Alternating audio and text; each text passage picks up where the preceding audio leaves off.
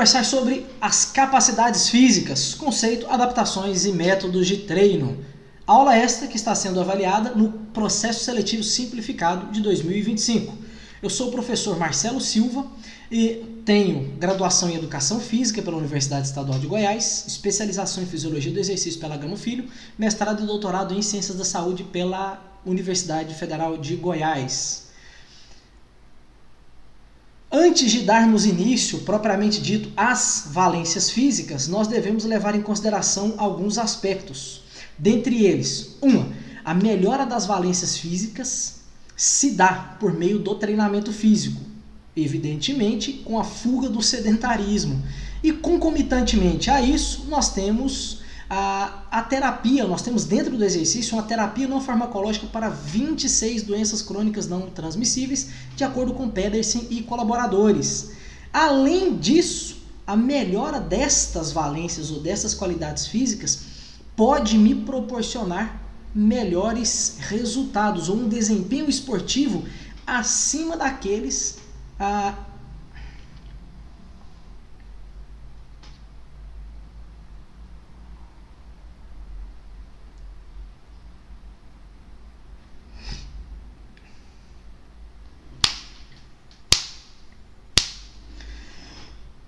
capacidades físicas, conceito, adaptações e métodos de treino. A aula de hoje está sendo submetida à avaliação no Processo Seletivo Simplificado de 2025 da UniOeste. Eu sou o professor Marcelo Silva, tenho graduação em Educação Física pela Universidade Estadual de Goiás, especialização em Fisiologia do Exercício pela Gama Filho, mestrado e doutorado pelo Programa de Ciências da Saúde da Faculdade de Medicina da Universidade Federal de Goiás. Dito isso, vamos dar início. Antes de mais nada, qualidades físicas. Quais são? São treináveis? Sim, todas as valências físicas são treináveis.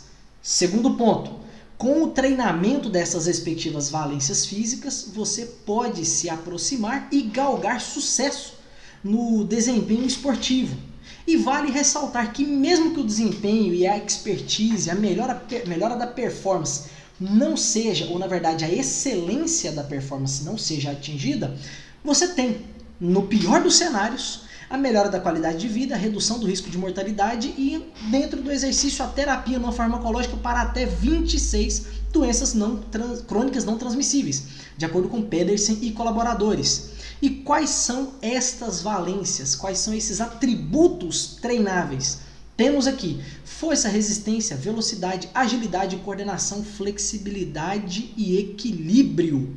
Dentre elas, na força nós temos a força dinâmica, estática e explosiva, potência, que é força vezes velocidade, resistência aeróbia, anaeróbia, muscular localizada, a flexibilidade, a coordenação, agilidade, velocidade tanto de reação quanto de movimento.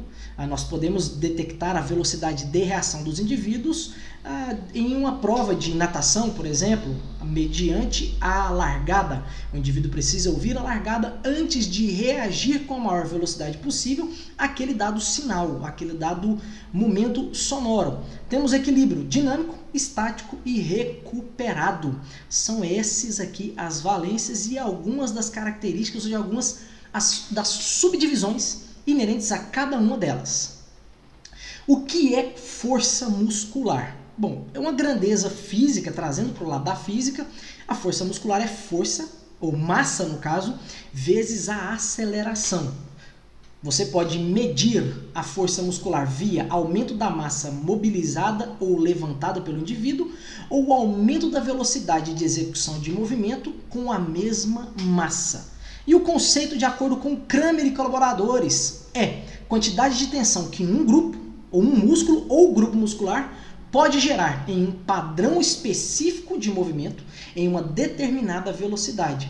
Por esse motivo, nós temos, e vamos debater em outros momentos, a importância da manutenção da cadência durante teste de esforço dentro das salas de musculação. Ambiente esse que nós não temos à disposição um recurso mais caro, tal como um acelerômetro ou um dinamômetro.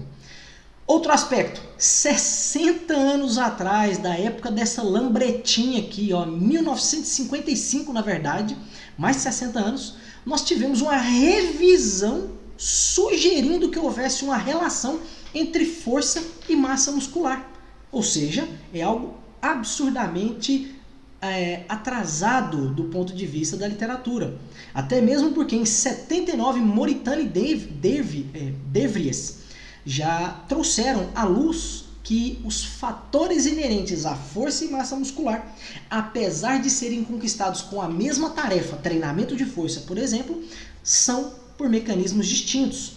Nós temos aqui, com relação, por exemplo, à hipertrofia muscular, cascata de AKT-mTOR, nós temos P70S6K, FOX 3A, Murphy, nós temos várias outras cascatas inerentes à síntese proteica que não são puxadas ou não são relacionadas do ponto de vista com as adaptações neurais inerentes ao aumento de força.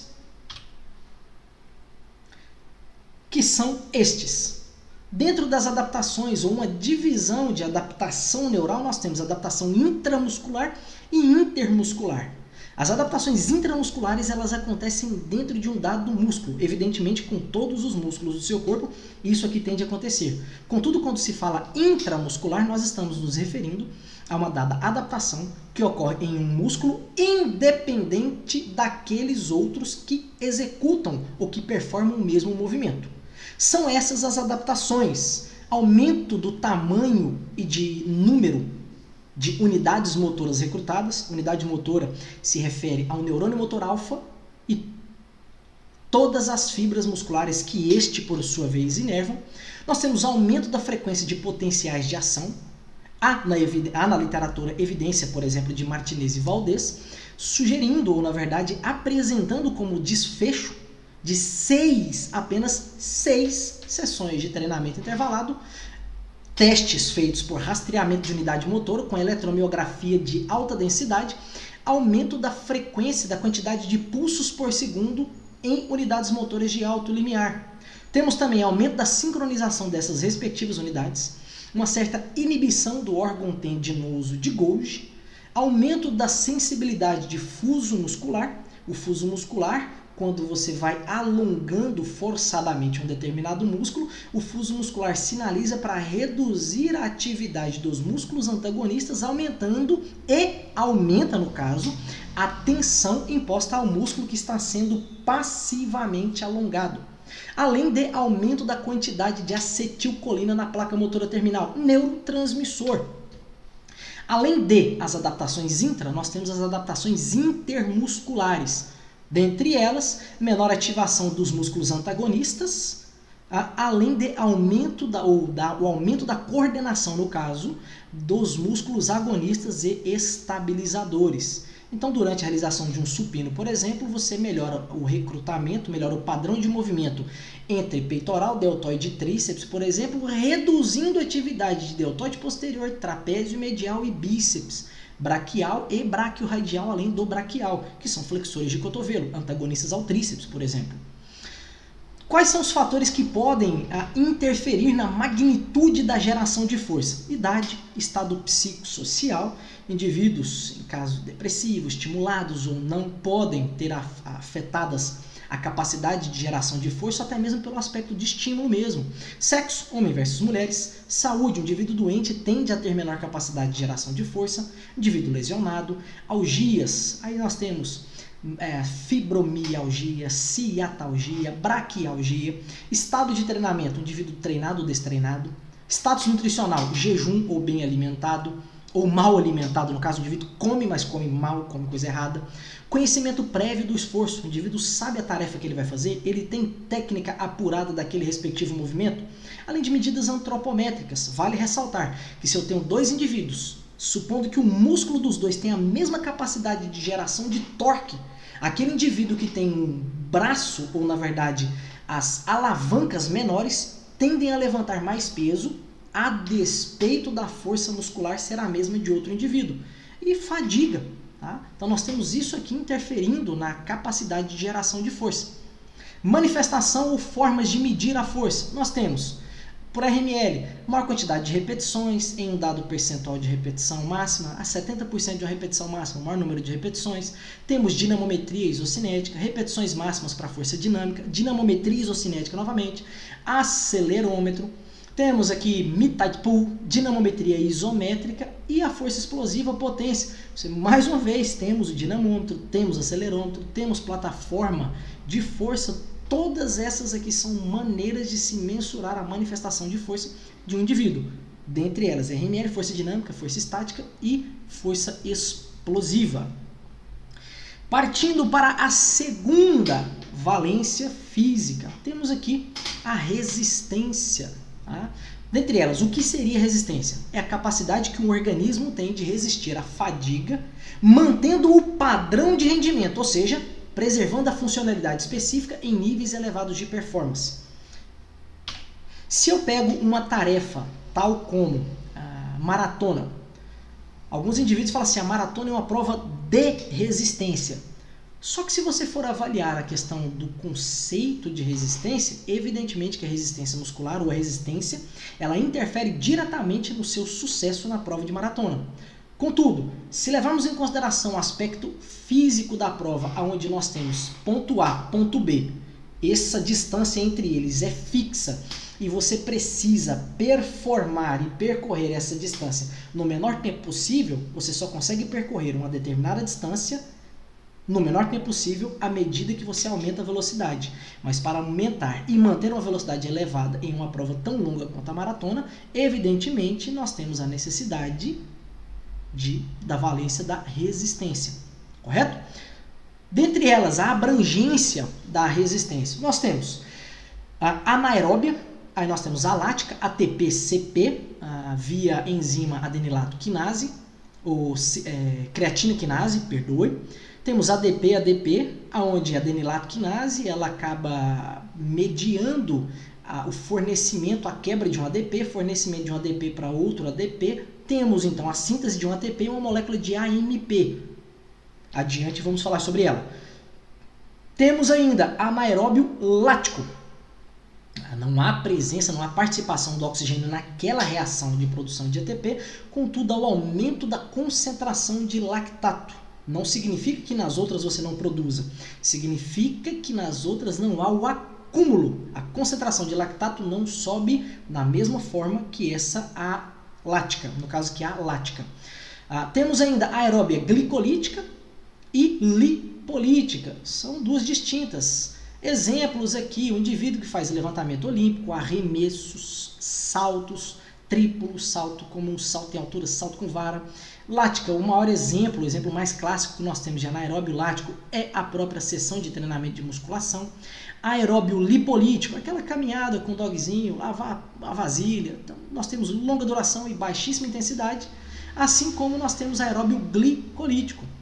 Todos os protocolos de treinamento intervalado de alta intensidade são predominantemente aeróbio, contudo com forte contribuição anaeróbia. E o substrato energético principal, o próprio carboidrato. A duração, curto, médio e longa duração. Especificidade geral ou específica. Geral, nós podemos avaliar, por exemplo, um indivíduo em uma prova, uma maratona, em uma luta. Específico, nós podemos avaliar, por exemplo, a resistência muscular de um dado grupo muscular. A maior quantidade de repetições no apoio, no agachamento, na cadeira extensora, na mesa flexora e assim por diante. Exigência motora, força, potência e velocidade. Evidentemente que, tendo resistência, você consegue performar com o maior número de repetições, por exemplo, um dado movimento, com a maior velocidade possível, o que interfere na magnitude da potência. Evidentemente, também temos a ação muscular dinâmica, concêntrica e excêntrica, além da isométrica. E vale ressaltar que, dentro das ações concêntricas e excêntricas, as ações musculares concêntricas recrutam o maior número de unidades motoras e são até 2,3 vezes mais fatigáveis quando comparadas às ações musculares excêntricas, em virtude realmente da quantidade de unidades motoras recrutadas e da quebra de ATP, a velocidade de quebra de ATP. Se eu levar em consideração a capacidade de melhor adaptidão cardiorrespiratória, nós temos aqui, por exemplo, indivíduos que buscam aumentar o condicionamento cardiorrespiratório, mas eles têm preferência por modelos de treinamento de longa duração e baixa intensidade, por assim dizer. Dentro do treinamento contínuo, nós temos o estímulo da quinase dependente de cálcio e calmodulina, que é estimulada pelo cálcio dentro da fibra muscular, que por sua vez estimula o PGC1-alfa. Por outro lado, nós temos a realização do treinamento intervalado de alta intensidade, sprints e HIITs, dentre outros protocolos, ou até mesmo o treinamento de força multimodal, modelos de exercício similar ao que você vê no CrossFit mesmo. Você tem a degradação do ADP, você tem a mediação da adenilato quinase, fazendo aquela reação anteriormente mencionada. O que nós temos a produção de ATP, na verdade a ressíntese, mais a produção de AMP, que por sua vez estimula a adenosina monofosfato quinase, também estimulando o PGC1-alfa. E quais são os efeitos do PGC1-alfa? Como ele pode contribuir? Nós temos aumento da capacidade de oxidação de lipídios, evidentemente maior disponibilidade de lipídios no organismo, moléculas que fornecem maior quantidade de calorias. Nós temos também a melhora da performance do indivíduo, em virtude da melhora da capacidade de oxidação de lipídios. Nós temos aumento do GLUT4, lá no conteúdo e alteração no conteúdo de glicogênio. O GLUT4 ele pode ser estimulado ou pela insulina se ligando no receptor, ou até mesmo pelas contrações musculares, que também estimulam o GLUT4 ir à parede da célula e translocar a glicose da corrente sanguínea para dentro da célula. Nós temos aumento da densidade mitocondrial. Esse aqui é uma chave em relação à produção aeróbia de energia, além do aumento da função das fibras musculares lentas. São esses aqui alguns dos efeitos inerentes tanto ao treinamento intervalado quanto ao treinamento contínuo. Dentre eles, como é que eu posso manifestar a mensuração de resistência? Nós temos formas de se mensurar, todas aqui são relacionadas à mensuração de resistência aeróbia, tá? Então nós temos métodos diretos, por teste de esforço incremental, com uso de analisador de gases, nós temos métodos máximos, submáximos, nós podemos realizar em pista, que é algo mais factível quando levamos em consideração a realidade do próprio mercado de trabalho, indivíduos que podem atuar em escola, clubes, praças, fazendo ali seu teste de caminhada, tem teste de 1000 metros, Cooper, 2.400, teste de Balk. Então, tudo isso é disponível para a realização dos respectivos testes. Só que tem um ponto, esses testes aqui, os de pista, eles me entregam, por exemplo, uma estimativa de VO2 máximo.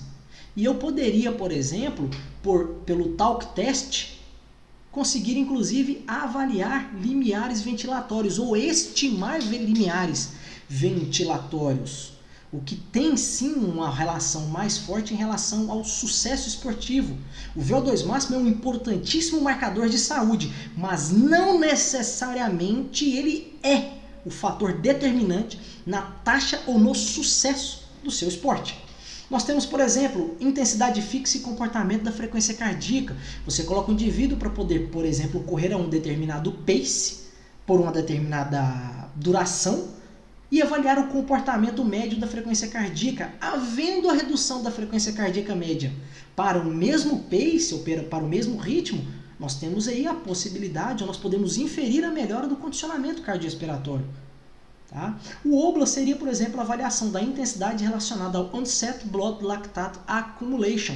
Aí nós precisaríamos, evidentemente, de um ergômetro para poder fazer a avaliação dos testes incrementais, somado a um equipamento de alto custo, que é o lactímetro.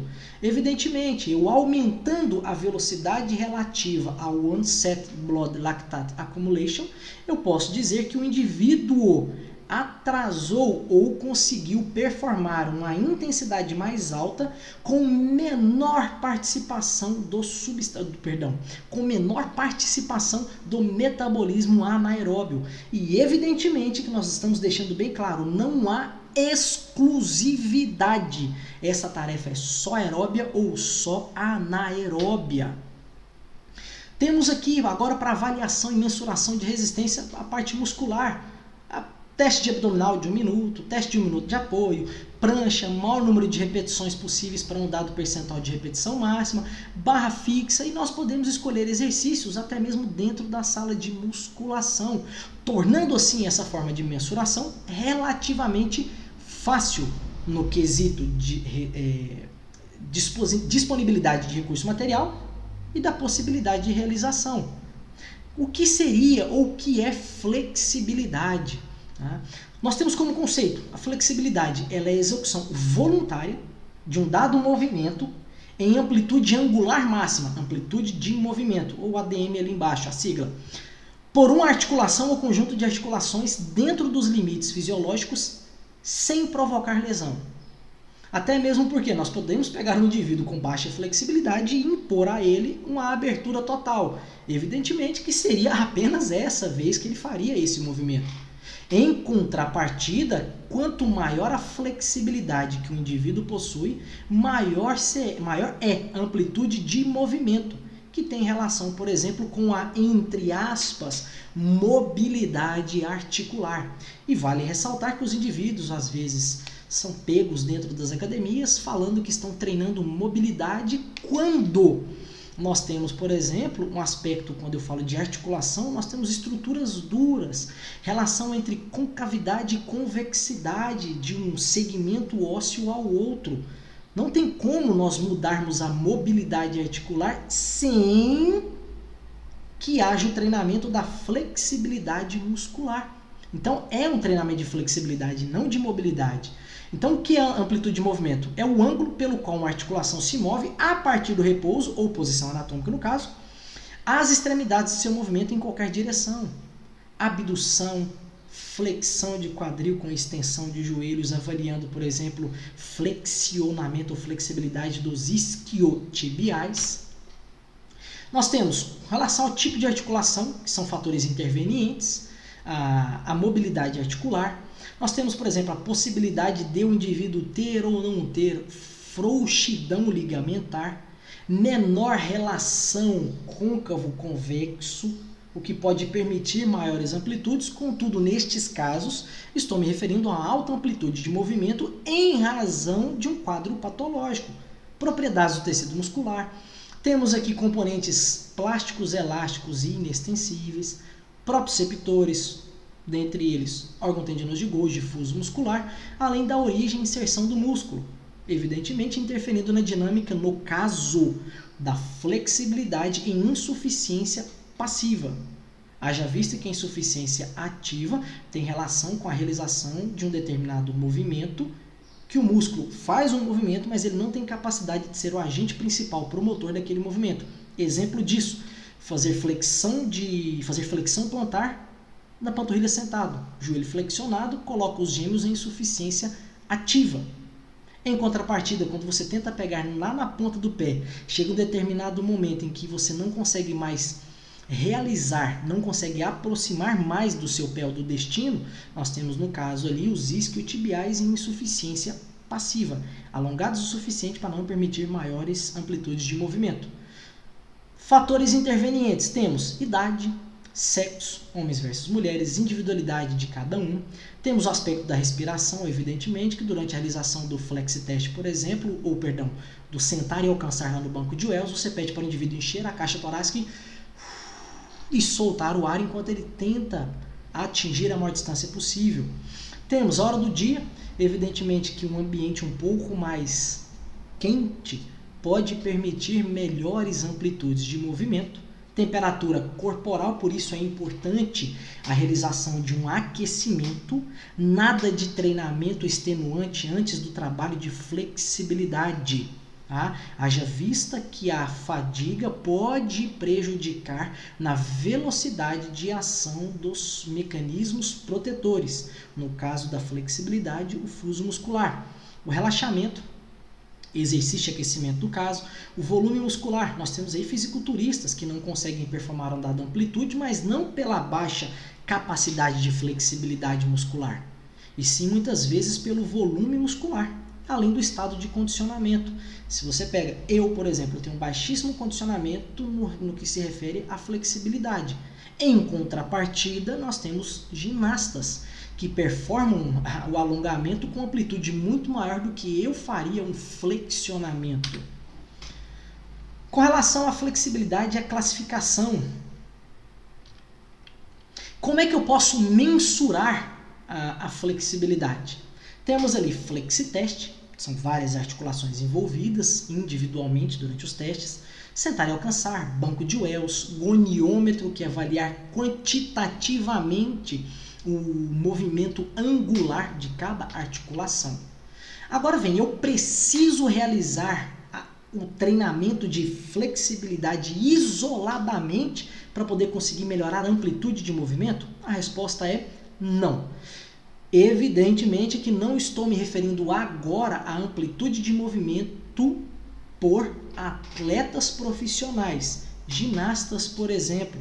Estou me referindo aqui a indivíduos que buscam melhorar a flexibilidade e o aumento de amplitude de movimento de forma saudável. E vale ressaltar que parte dos indivíduos alegam que não praticam exercícios físicos pela falta de tempo. Então, talvez adicionar à parte sessões de flexionamento possa culminar em aumento demasiado do tempo disposto para realizar o exercício. Nós temos aqui um atleta de culturismo ali com mais de 115 quilos em cima do palco fazendo a abertura. Então, é sabido também que a realização do alongamento é capaz de induzir aumento da amplitude de movimento. Em contrapartida, o treinamento de força também é eficaz no que tange essa evidência. Temos aqui aumento da amplitude de movimento de flexores e extensores de quadril de corredores apenas com treinamento de pliometria. Por outro lado, os judocas conquistaram um aumento da amplitude de movimento de flexão e extensão, adução e abdução de ombros, além de amplitude de movimento do tronco, apenas com o treinamento de força e, evidentemente, as suas respectivas tarefas. Tanto é que nesta meta-análise, alongamento, treinamento de força, nós não temos diferença estatística para o benefício. Não é superior estatisticamente a realização do alongamento quando comparado ao treinamento de força. Nós temos aqui, mais uma vez, alongamento versus treinamento de força, só que agora em relação ao quadril, aqui em geral, aqui em relação à flexão de quadril. Não há diferença estatística entre as condições, tal como nós não temos em relação aos extensores de joelho, a flexibilidade dos extensores de joelho mensurada. Não temos diferença entre alongamento e flexibilidade. Haja visto o diamante tocar a linha de tendência central. Então, outro autor, o treinamento de força pode induzir aumento significativo na amplitude de movimento. Não houve diferença entre treinamento de força e alongamento. Se você comparar aqui ainda dessa meta-análise, não houve diferença entre treinamento de força mais alongamento versus apenas o alongamento, versus apenas o treinamento de força, na verdade.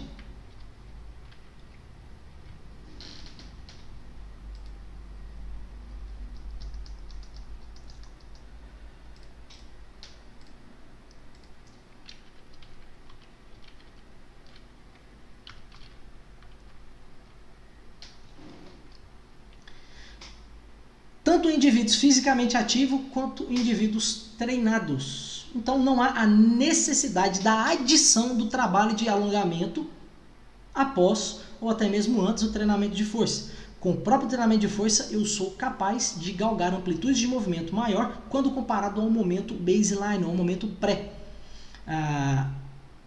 Vale ressaltar também que o seu músculo ele não sabe diferenciar ações excêntricas, seja por alongar um determinado músculo, seja por realizar uma ação de alongamento dentro da sessão de treinamento de força. A exemplo, vou fazer um agachamento, desço até o limite da amplitude. Ao descer até o limite da amplitude, os músculos que são extensores de quadril, pelo quadril estar flexionado, eles acabam atingindo uma grande amplitude de movimento. E isso o músculo não sabe diferenciar. Se está havendo trabalho de flexibilidade, se está havendo alongamento dinâmico ou até mesmo a própria sessão de treinamento de força. Isso pode me poupar um certo tempo.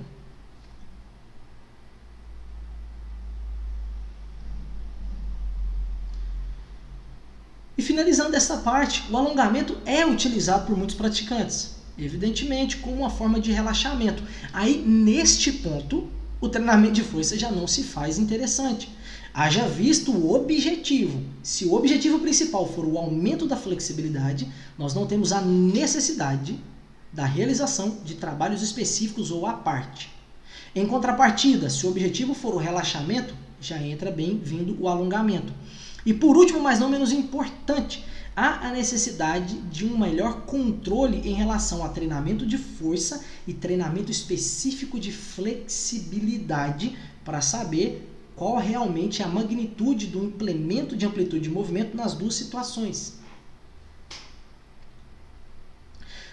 Coordenação motora, nós temos aqui, o que é a coordenação motora? Ela tem relação com a ação conjunta de sistema nervoso central e da musculatura esquelética, dentro de uma sequência de movimentos objetivos.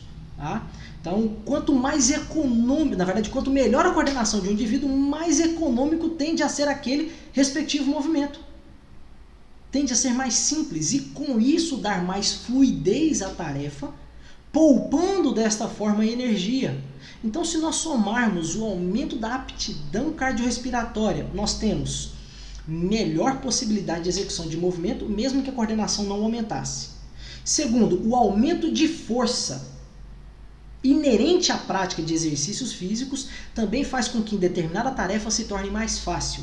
E se eu ainda melhoro a coordenação daquela tarefa, o esforço para a realização da mesma acaba mais uma vez diminuindo. Dá-se aí a excelência de movimento performado por atletas de ponta. Dentro das classificações de coordenação, nós temos aqui a clássica defesa de Higuita, né? Que fez o escorpião. Então temos aqui coordenação óculo-podal. Por parte dos goleiros, nós temos a necessidade, por exemplo, de coordenação óculo-podal, óculo-manual. Você não vê um goleiro olhando para a mão para poder posicionar a mão na hora de fazer uma dada defesa. Você apenas o vê projetando e observando o objeto que ele precisa interceptar e posicionando o segmento corporal naquele respectivo ponto. Tal qual jogadores de handebol, jogadores de voleibol tendem ou têm que ter uma exímia coordenação nesse aspecto. Temos coordenação auditivo-manual, auditivo-podal, avaliação de interdependência ou a necessidade da interdependência dos segmentos corporais. Os indivíduos conseguem movimentar o seu corpo de forma coordenada, harmônica e independente de um segmento do outro. Tá? Coordenação motora grossa ou elementar e coordenação motora fina. Então são essas as classificações e exemplos de coordenação. E vale ressaltar, todas elas são treináveis, tal qual as valências anteriormente mencionadas. Quais são os fatores intervenientes aqui no que se refere à coordenação? Temos a vivência e experiência dos indivíduos, principalmente na fase, na infância. Então, quanto mais você performa determinado movimento, maior a probabilidade de aprendizagem daquilo ali, por consequência da formação de engramas. A quantidade de engramas, por exemplo, é um traço permanente que um determinado estímulo deixa no seu sistema nervoso, em virtude de aprendizado, experiência ou treinamento. Nós temos ali indivíduos que são motociclistas. Se eu simplesmente falo para alguém, olha, enquanto você está andando de moto de quinta marcha, você precisa reduzir para poder ganhar potência no motor. E eu falo, aperta a embreagem, joga uma marcha para baixo enquanto você acelera para fazer o que se chama de redução em contragiro. Se você faz demais, a moto acaba fritando, acaba cantando o pneu e derrapando. E se você não acelera o suficiente para acompanhar o giro do motor, o pneu acaba travando. Para indivíduos que são motociclistas, que já fazem aquilo, eles nem sequer raciocinam para poder fazer. É como se fosse cair na piscina e nadar para um atleta profissional da natação. Então, outro ponto que nós temos com relação aos engramas, maior liberação de neurotransmissores, acetilcolina lá atrás mencionada, aumento, na verdade, em relação a neurônios pré e pós-sinápticos, aumento da quantidade de receptores nos neurônios pós-sinápticos. Temos aumento da capacidade de transmissão do potencial de ação. O potencial de ação viaja com maior velocidade, despolarizando com maior velocidade a placa motora terminal, além de uma representação física ou localização de uma determinada memória. Tudo isso são os engramas motores. Então temos aqui exemplos de atividades de coordenação. Olha lá, isso aqui é uma educação física, entre aspas, básica na China. Observe o nível de coordenação dessas crianças. Provavelmente nenhum deles vai ser um atleta de ponta. Em contrapartida, são indivíduos que estão treinando a coordenação. Agilidade. O que é agilidade? É a capacidade do corpo mudar de posição ou mudar os segmentos corporais de posição em um menor tempo possível. A força interfere aqui, a velocidade interfere aqui. Já que se eu preciso mover do ponto A para o ponto B em pouco tempo, eu preciso ser veloz. E a velocidade, ela pode ser afetada pela força, que é igual massa vezes aceleração. E também denominada como velocidade de troca de direção por alguns autores. Forma de treinar e avaliar. Nós temos aqui indivíduos já mais velhos. Isso aqui você vê atletas da NFL, do futebol americano, performando isso aqui, só que com uma destreza absurda. Nós temos crianças que podem ser feitas, ou seja, existem diferentes atividades que você pode fazer em diferentes ambientes para qualquer faixa etária, com o objetivo da melhora da agilidade. Olha aqui. Uma tarefa tranquila, uma tarefa gostosa e uma tarefa que pode ser um tanto quanto interessante para aplicação em contextos de clube, escolas. Coloca em modelo de competição que deixa a dinâmica um pouco mais interessante. Quais são os fatores intervenientes inerentes à flexibilidade? Inerentes à agilidade? Nós temos a flexibilidade, que é o indivíduo ter uma mobilidade necessária para poder performar dado movimento com maior facilidade. A velocidade, execução de movimento no menor tempo possível. A força, evidentemente, que é necessária para promover o deslocamento do corpo ou de segmentos da forma mais rápida e explosiva. Tá? E temos ainda a resistência, até mesmo porque se você performa mudança de direção uma vez, 2 vezes, 3 vezes, chega lá na 4ª, 5ª vez você já não consegue fazer com tamanha destreza, isso pode ser em virtude da fadiga ter acometido as outras manifestações de valências anteriormente mencionadas. Então, evidentemente que a resistência também é de suma importância para o sucesso.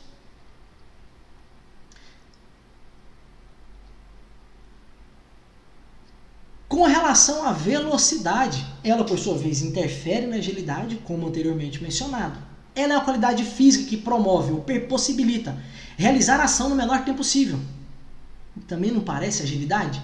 Apresenta-se de 2 maneiras. Velocidade de reação, estímulo-resposta, a partida de um bloco, tá? Corrida, por exemplo. E a velocidade de movimento, rapidez de execução de uma dada ação muscular. Você pede para o indivíduo, por exemplo, fazer um salto e utiliza-se do acelerômetro. Nós temos aí Irineu Loturco, que avalia os seus atletas em saltos com X% da massa corporal para poder avaliar a potência do indivíduo, que é potência igual força vezes velocidade.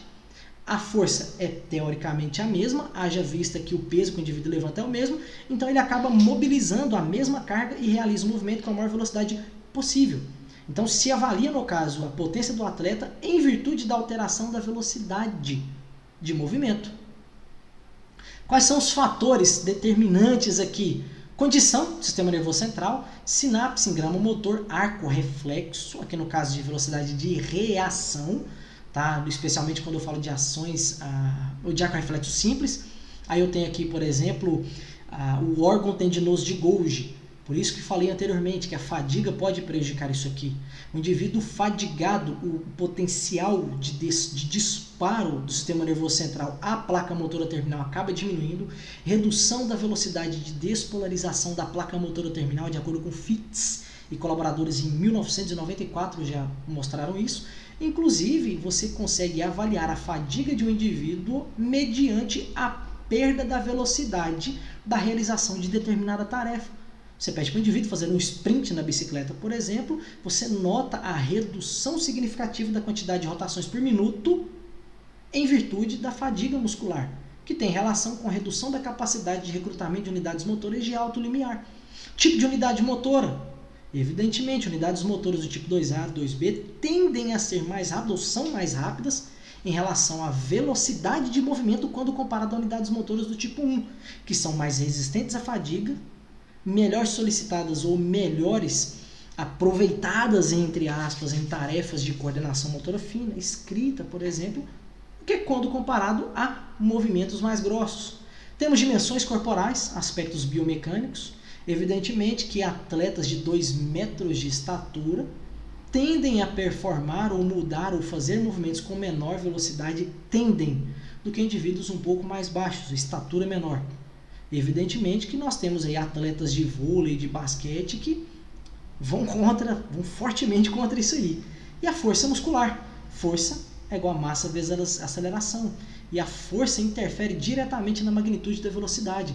Quanto mais forte você é, mais veloz você consegue performar um dado movimento.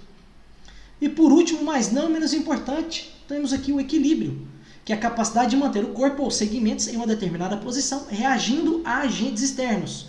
Mesmo que você esteja parado, sem vento, sem nada te interferindo ou te movendo, você tem no mínimo a ação da gravidade, que pode perturbar o seu equilíbrio.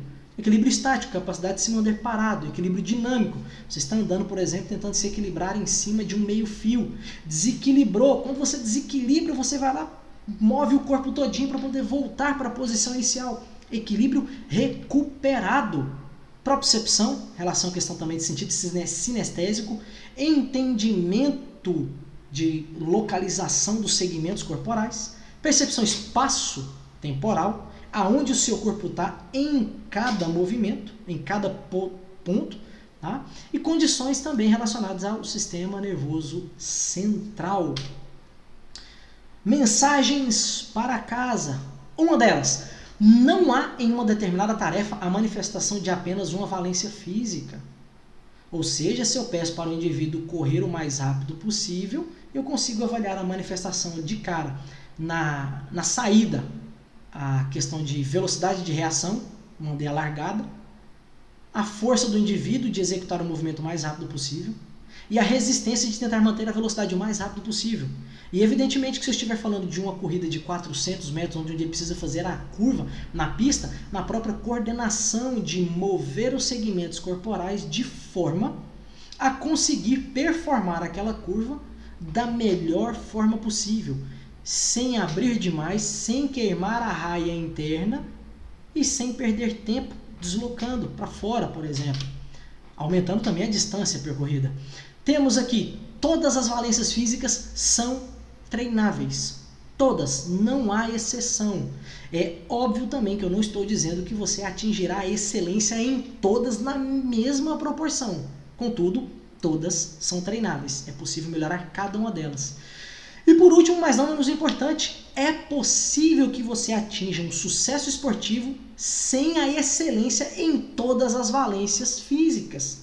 Exemplo disso, se eu pego um maratonista, a potência dele, a força muscular, são relativamente baixas quando eu comparo com a de um atleta de levantamento de peso olímpico, que por sua vez possui um baixo condicionamento cardiorrespiratório e baixa resistência muscular localizada quando comparado a atletas de outras modalidades. Exemplo, o próprio maratonista ou, no caso da resistência muscular localizada, atletas de judô, de jiu-jitsu e de MMA.